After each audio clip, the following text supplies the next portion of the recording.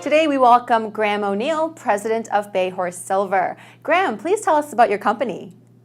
Our projects are essentially silver-oriented, and we've got a near-to-production silver mine down in East Central Oregon. And our second project is what we call Bridging the Gap. And that's the old government gulch mine in Silver Valley. Both projects are on patented ground, so we don't need any permitting. As far as the Bayhorse Silver Mine is concerned, we expect to get into production pretty quickly. We'll be able to produce, under the existing permitting regime, approximately 600,000 ounces of silver a year.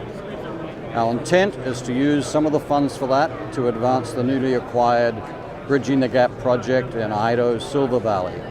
And as everyone knows, Idaho's Silver Valley has produced over 1.4 billion ounces of silver, so we're an elephant country.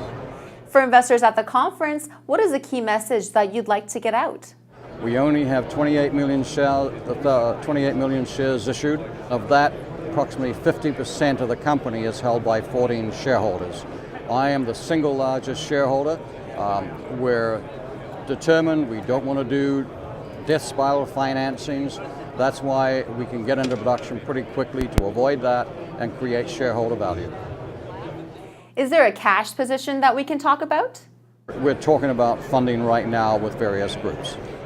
Your property has been held in trust for a while. How has this impacted your business plan?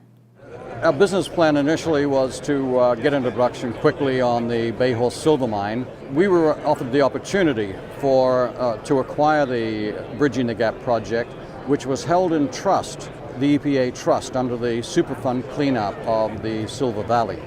The judges determined the EPA could not hold the property in trust, so it was sold to a private group who we had an association with via the Bayhorse Silver Mine.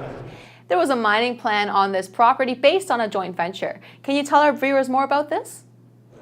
Bridging the Gap sits between the Bunker Hill Mine, which is one of the largest silver, lead, zinc mines in the highly prolific Silver Valley, and the Page Mine.